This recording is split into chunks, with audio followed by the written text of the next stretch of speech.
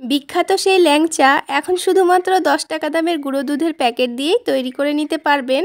আসসালামু আলাইকুম বন্ধুরা, কোনো রকম ছানা তৈরির ঝামেলা ছাড়াই শুধুমাত্র 10 টাকা দামের গুঁড়ো দুধের প্যাকেট দিয়েই ঝটপট আপনারা এই ল্যাংচাগুলো তৈরি করে নিতে পারবেন।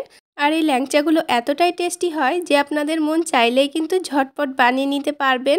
তো বন্ধুরা, সম্পূর্ণ ভিডিওটি দেখতে থাকুন, আশা করছি ভালো লাগবে। তো আমি এখানে 4টি 10 টাকা দামের দুধের প্যাকেট নিয়ে নিয়েছি। এবার এই প্যাকেটগুলোকে আমি একটা বাটিতে ঢেলে মেপে নেব। আর এই 4 প্যাকেট গুঁড়ো দুধ এই বাটির মধ্যে ঢেলে দিলে কিন্তু এই বাটির 1 বাটি হয়ে যাবে। তো আমি এখানে 1 বাটি মতন গুঁড়ো দুধ নিয়ে নিয়েছি। এবার এই 4 ভাগের 1 ভাগ আমি এখানে ময়দা নিয়ে নেব। তো আপনাদের দেখিয়ে দিচ্ছি, ময়দাটা ঠিক আমি এখানে 3 চামচ মতো নিয়ে নিচ্ছি। তো দেখুন, এই ময়দাটা 4 ভাগের 1 ভাগ হয়েছে। এবার আমি এর মধ্যে দিয়ে দেব বেকিং পাউডার। আর এখানে কিন্তু খুব বেশি বেকিং পাউডারটা দেওয়া যাবে না, তা না হলে কিন্তু মিষ্টিগুলো ভাজার সময় ফেটে যেতে পারে। তো আমি এখানে 2 চিমটি মতো বেকিং পাউডার দিয়ে দিয়েছি। আর মিষ্টি যদি আপনারা বেশি করে বানাতে চান সেক্ষেত্রে এই বেকিং পাউডারটা একটু দিয়ে দেবেন বেশি করে, তা না হলে মিষ্টিগুলো একেবারেই ফুলবে না। তো তারপরে আমি 1 চামচ মতো সয়াবিন তেল দিয়ে এটাকে খুব ভালো করে মিশিয়ে নিয়েছি। আর খুব ভালো করে মিশিয়ে নিয়ে যখন এটা হাতে মুঠো করে নিচ্ছি তখন কিন্তু খুব সুন্দরভাবে এটা মুঠো হয়ে যাচ্ছে। তো এবার এই গুঁড়ো দুধটাকে আমি মেখে নেব। আর এখানে আমি আগে থেকে জাল করে ঘন করে নেওয়া দুধ নিয়েছি। এই দুধটা অল্প অল্প করে দিয়ে আমি এটাকে একটা ডো তৈরি করে নেব। তো বন্ধুরা, এইভাবে যদি মিষ্টি খেতে মন চায় তবে কিন্তু ছানা তৈরি করার ঝামেলা ছাড়াই ঝটপট আপনারা গুঁড়ো দুধ দিয়ে এইভাবে ল্যাংচা বা ছানার জিলাপি বা মিষ্টি তৈরি করে নিতে পারেন। এটা বানানো খুবই সহজ। তো অল্প অল্প করে দুধ দিয়ে আমি একটা ব্যাটার তৈরি করে নিচ্ছি। আর ব্যাটারটা কিন্তু খুব বেশি পাতলাও হবে না, আবার খুব বেশি ঘনও হবে না। আমি এখানে দুধ দিয়ে ব্যাটারটা তৈরি করে নিয়েছি, আপনারা চাইলে পানি দিয়েও তৈরি করে নিতে পারেন। তবে এই ব্যাটারটাকে আমি এখানে 5 থেকে 10 মিনিটের মতো রেস্টে রেখে দিচ্ছি। তো 10 মিনিট পর এবার আমি ল্যাংচাগুলো তৈরি করে নেব। তার আগে একটা প্যানের মধ্যে পরিমাণ মতো তেল দিয়ে দিচ্ছি ল্যাংচাগুলো ভাজার জন্য।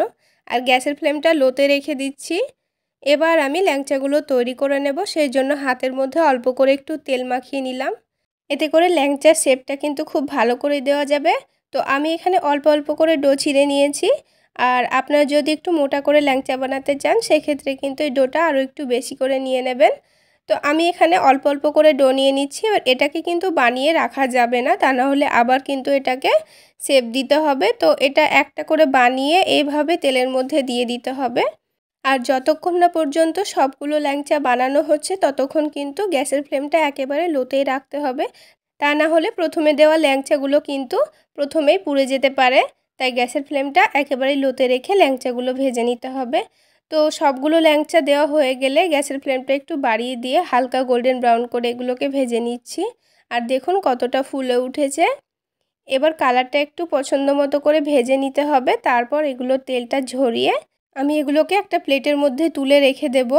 দেখুন বন্ধুরা, কালারটা কিন্তু খুব সুন্দর এসেছে। তো বন্ধুরা, আজকের এই ল্যাংচা রেসিপি ভালো লাগলে অবশ্যই একটা লাইক শেয়ার করে দেবেন। সেই সাথে আমার চ্যানেলে নতুন হয়ে থাকলে চ্যানেলটি সাবস্ক্রাইব করে আমার পাশেই থাকবেন আশা করছি। এবার সবগুলো ল্যাংচা তোলা হয়ে গেছে। এবার ল্যাংচাগুলো শিরা তৈরি করে নেব। সেই জন্য একটা প্যানের মধ্যে একটা বাটি মেপে আমি চিনি নিয়েছি। আর যেই বাটি মেপে আমি চিনিটা নিয়েছি সেই বাটি মেপে 1.5 কাপ মতো পানি দিয়ে দিচ্ছি।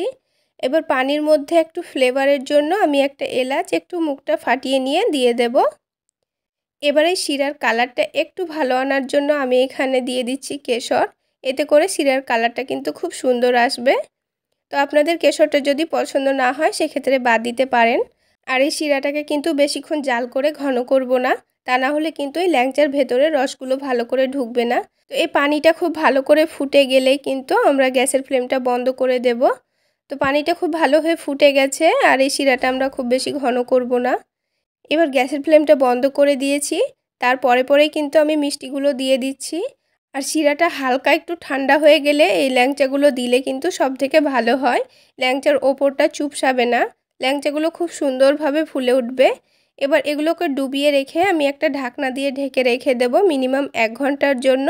আর 1 ঘন্টার মধ্যেই কিন্তু এই ল্যাংচাগুলো খুব সুন্দরভাবে রস টেনে নেবে। তো 1 ঘন্টা হয়ে গেছে, আমি আপনাদের এবার দেখিয়ে দিচ্ছি। দেখুন কতটা রস টেনে নিয়েছে আর ভেতরটা অনেকটাই নরম তুলতুলে হয়েছে। এবার এগুলো আমি একটা প্লেটের মধ্যে উঠিয়ে নিচ্ছি। তো উঠিয়ে নেওয়ার পর এবার আমি আপনাদের একটা ভেঙে দেখিয়ে দিচ্ছি। দেখুন এটা কতটা নরম তুলতুলে হয়েছে। তাহলে বন্ধুরা আজকের এই ল্যাংচা রেসিপি কেমন লাগলো অবশ্যই কমেন্ট সেকশানে জানাতে ভুলবেন না। তাহলে বন্ধুরা আজকে এই পর্যন্তই। সকলে অনেক বেশি ভালো থাকবেন, সুস্থ থাকবেন।